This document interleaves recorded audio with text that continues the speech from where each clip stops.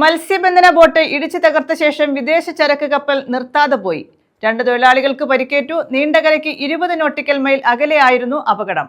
കടലിൽ തെറിച്ചു വീണ 6 പേരെ തൊഴിലാളികളും മറ്റൊരു ബോട്ടും ചേർന്ന് രക്ഷപ്പെടുത്തി. കേടുപാടുകൾ സംഭവിച്ച ബോട്ടും 11 തൊഴിലാളികളും സുരക്ഷിതമായി കരയ്ക്കെത്തി. 9 ബംഗാൾ സ്വദേശികളും 3 തമിഴ്നാട് സ്വദേശികളുമാണ് ഉണ്ടായിരുന്നത്.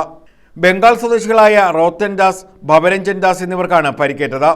ഇവർ നീണ്ടകര താലൂക്ക് ആശുപത്രിയിൽ ചികിത്സ തേടി. ശക്തികുളങ്ങര തറയിൽ ഹൗസിൽ നിമ്മിയുടെ ഉടമസ്ഥതയിലുള്ള നിസ്നിയ എന്ന ബോട്ടാണ് അപകടത്തിൽപ്പെട്ടത്. മീൻ പിടിക്കുന്നതിനിടെ കൊച്ചി ഭാഗത്ത് നിന്ന് വിഴിഞ്ഞം ഭാഗത്തേക്ക് പോവുകയായിരുന്ന കപ്പലാണ് ബോട്ടിന്റെ പിന്നിൽ ഇടിച്ചത്. നിയന്ത്രണം വിട്ട് മുന്നോട്ട് നീങ്ങിയ ബോട്ടിന്റെ ദിശ മാറ്റാനായതോടെയാണ് വലിയ അപകടം ഒഴിവായത്. കുറച്ചു തൊഴിലാളികൾ ബോട്ടിലെ സ്റ്റോറേജിലും മറ്റുള്ളവർ മുകളിലുമായിരുന്നു. ഇടിയുടെ ആഘാതത്തെ തുടർന്ന് കടലിൽ തെറിച്ചു വീണ ജാക്സൺ ബ്രിട്ടോ, ബൽറാം ദാസ്, സുമൻ ദാസ്, ജോനോദാസ് എന്നിവരെയും പരിക്കേറ്റവരെയും സമീപത്തുണ്ടായിരുന്ന മറ്റൊരു ബോട്ടിലെ തൊഴിലാളികളാണ് രക്ഷപ്പെടുത്തിയത്.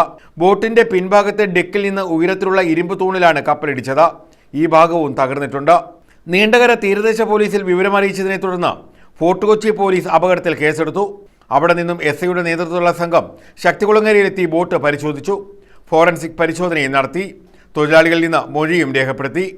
ഇടിച്ചിട്ട് നിർത്താതെ പോയ കപ്പലിന്റെ വീഡിയോ ദൃശ്യം മത്സ്യത്തൊഴിലാളികൾ പോലീസിന് കൈമാറിയിട്ടുണ്ട്.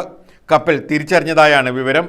റോപ്പും വലയും ഉൾപ്പെടെ നഷ്ടമായതായി ഉടമ പറഞ്ഞു. News bureau, Chavara.